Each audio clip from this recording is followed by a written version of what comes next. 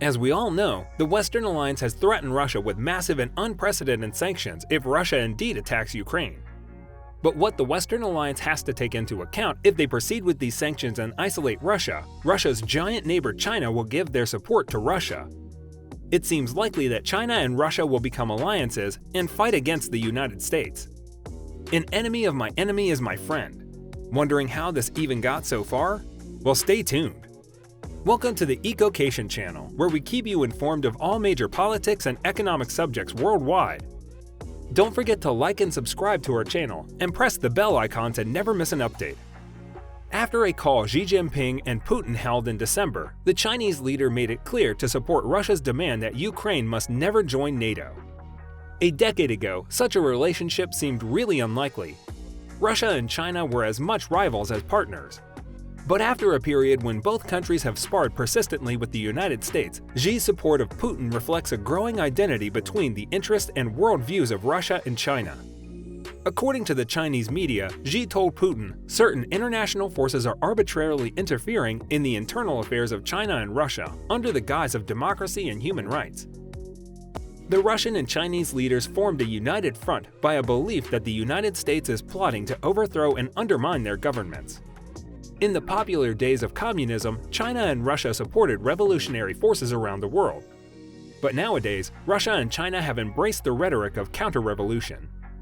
Recently, during the unrest in Kazakhstan, Putin accused the United States of attempting to sponsor a color revolution in a country that borders both Russia and China. Color revolution means a movement that seeks to change the government. According to Russia and China, the protest in Kazakhstan fitted a pattern.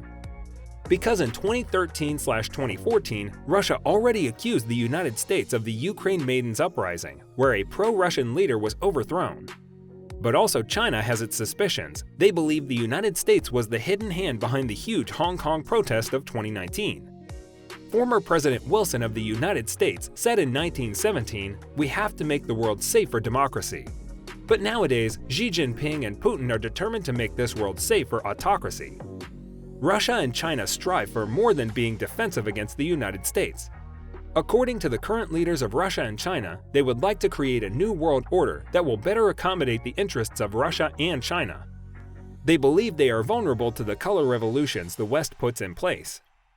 Two key features Russia and China want to accomplish in their new world order are unipolarity and universality. To put it more simply, they are convinced that the current circumstances give America too much power, and they are determined to change the situation with their new world order. There are a couple of situations what happened in the past that contributed to the belief of Russia and China. For example, the new age of American hegemony was ushered in by the Gulf War in 1991, where the United States formed a global coalition against Saddam Hussein. This was only the start of the succession of American military interventions around the world. Can you remember, for example, the war in Bosnia and Kosovo in 1990? Due to the bombing of Serbia's capital in 1999, Russia formed the argument that the NATO is not a purely defensive alliance. On top of that, the Chinese embassy was also stuck during the bombing in Serbia, which of course they have not been forgotten. The example of the Bosnia and Kosovo conflict in the 1990s maybe doesn't sound familiar, but we all know what happened on 9/11. As a result of 9/11, the NATO invoked a new Article 5, its Mutual Defense Clause, and invaded Afghanistan. According to Lukyanov, which was a Russian communist politician, the United States has shown once again its ability and willingness to forcefully transform the world. But since the United States withdrew their troops from Afghanistan in the summer of 2021, it has given the Russians hope that the US-led world order is crumbling. Lukyanov sees the fall of Kabul to the Taliban as the same symbolic as the fall of the Berlin Wall. But also, influential academics are convinced that an American-led world order is fading away, and it will become more like a multipolar order. Like Xi Jinping said, the East is rising and the West is declining. Russia and China see the making of the New World Order not as a simple matter of raw power. It will bring a battle of ideas. For example, the West's liberal tradition promotes the idea of universal human rights. On the contrary, Russia and China stands for a belief where different cultural traditions and civilizations should be allowed to develop in different ways. Russia and China argues that the current world order is characterized by an American attempt to impose Western ideas about democracy and human rights on other countries, and they are even willing to use military intervention in order to impose their beliefs. But Russia and China's New World Order would be instead based on distinct spheres of influence. The ultimate goal would be that the United States would accept the Russian and Chinese domination along the domination of the United States, and on top of that, the United States would abandon its support of democracy, or what the Russian and Chinese call it, color revolution. The current situation in Ukraine perfectly displays the struggle over the future world. On one side, we have Russia, and for Russia, Ukraine is politically and culturally a part of Russia's sphere of influence. Russia's security needs should give it the right to veto any Ukraine desire to join NATO. On top of that, Russia also demands to act as the protector of Russian speakers. But on the other hand, we have the United States, and according to the United States, the demands of Russia violate some basic principles of the current world order. To be specific, the right of an independent country to define its own foreign policies and strategic choices. The crisis in Ukraine has also given its global implications. Because the United States know that if Russia successfully invades Ukraine, it will set the standard for China. China has built its military bases all over the contested area of the South China Sea, ready to invade Taiwan, which they see as a rebel province. But actually, Taiwan is a self-governed democratic island.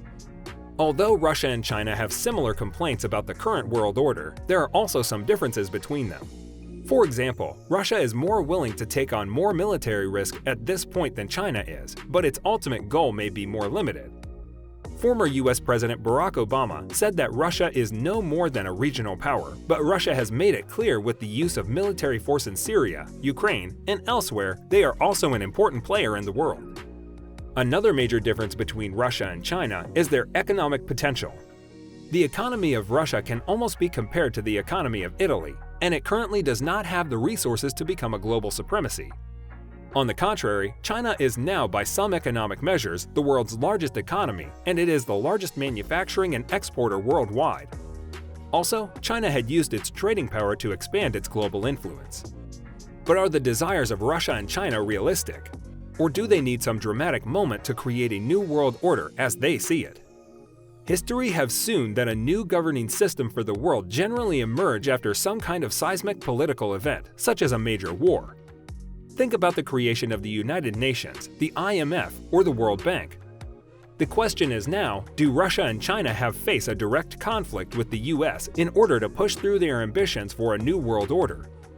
A major risk would be a nuclear era, and probably will not happen unless all sides miscalculate the situation badly. Russia and China may feel that they will be able to achieve their ambitions through proxy wars. The current tension between Ukraine, Russia, and the West perfectly describes the situation. If Russia indeed concur the conflict over Ukraine, this could be seen as a signal that a new security order is emerging in Europe.